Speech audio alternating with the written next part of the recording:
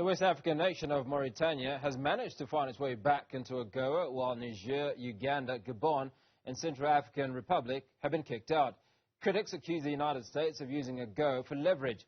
For more on this, we're joined by University of Pretoria African Politics and International Relations Professor Christopher Isike. Prof, appreciate your time this evening. Now, a few of those countries have been kicked out. We don't know why, at least not on the face of it. But certainly for countries like Uganda, I mean, we saw it coming on the horizon only a few months ago, did we not?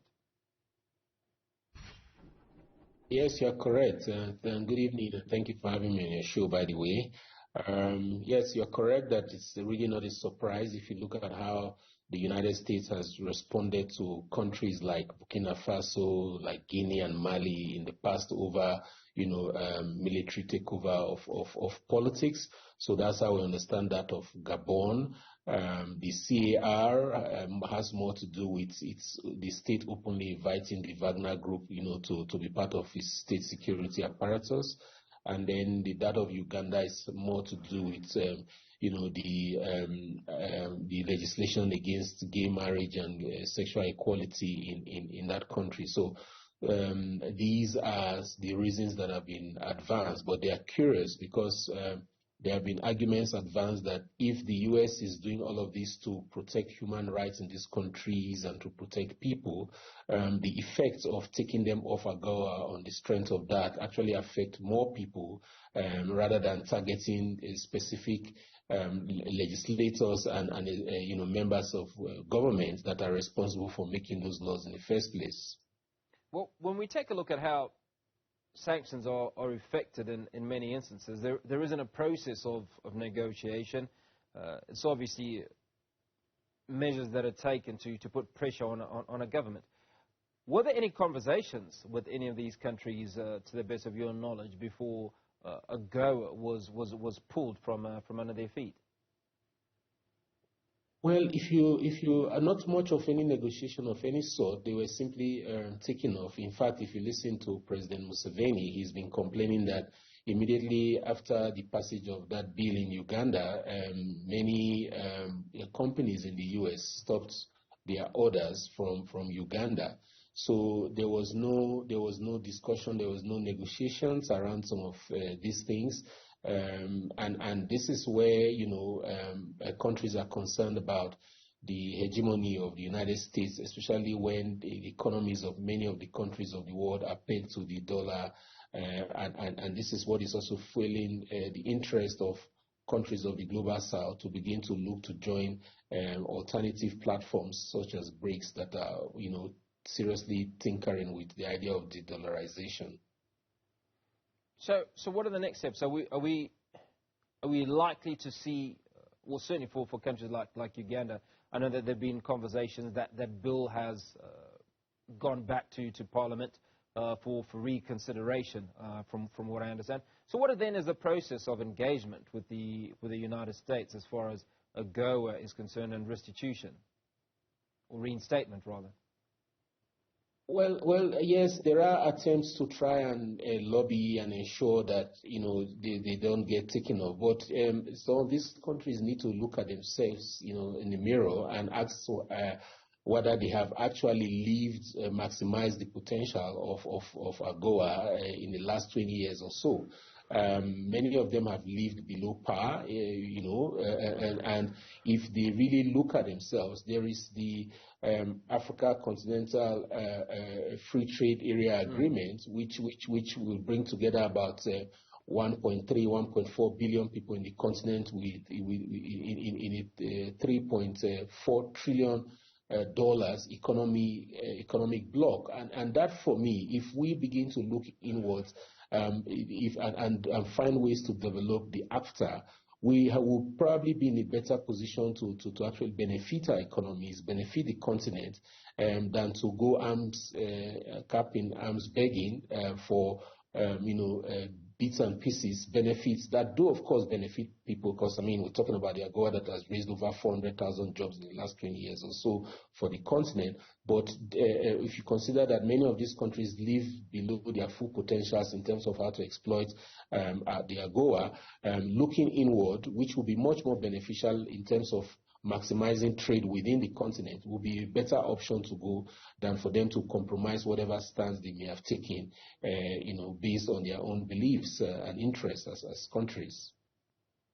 Now, Agoa is scheduled to expire in 2025. What impact does the exclusion of these countries in the broader discussions regarding the renewal or reform of Agoa take?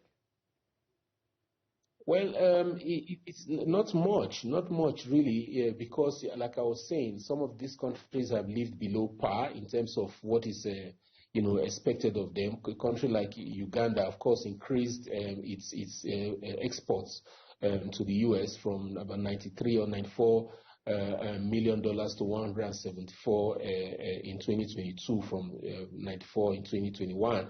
It's even smaller with countries like Gabon and Niger that actually suffered a decline. So not much impact because these countries have actually not taken a full advantage of the opportunities that this Agoa presents them. So I think it will just be a question of looking inward and trying to find alternative markets, which some of them are already beginning to do. Countries like Ethiopia was taken off in 2022 after the war broke out in that country, and they still grew by 6.1%. The economy grew by 6.1% because they looked to diversifying to other economies. So depending on how much impact they may have, how much inroads they made into actually taking advantage of Agoa, it won't be much compared to a country like South Africa, for example, that has in the last 10 years or so,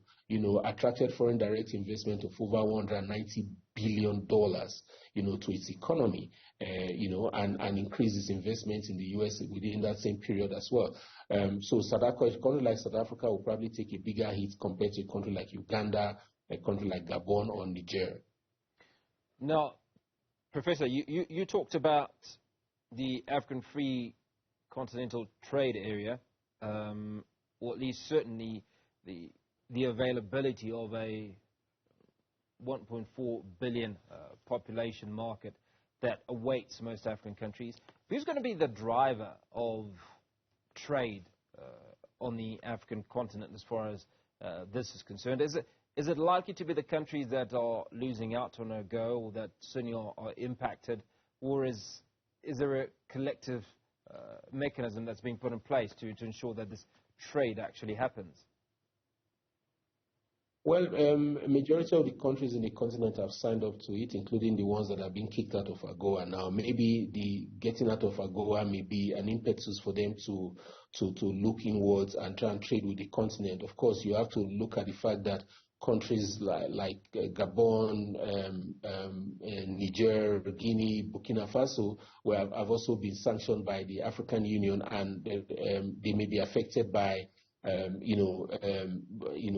by economic sanctions that will prevent how they are able to access these markets as well. But all that also depends on how they can find each other in terms of transitioning back to democracy.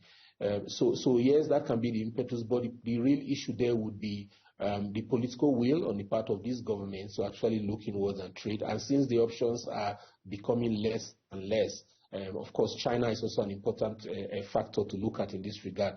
But I think that, and luckily, there are gradations in terms of how countries will participate over a period of time, depending on their level of growth and development. So that allows for different countries at different levels of modernization, economic, infrastructural development, and access to a free market. How much, wherever they are, whatever stage they may be in any of these developmental stages, will determine their entry into the after. But I think that the stage is set for these countries to look inward and begin to consider trading within their peers in the continent as a way of offsetting the impact of being taken off Agoa. Professor Isike, it's always great speaking to you and hearing your insights. Thanks for your time.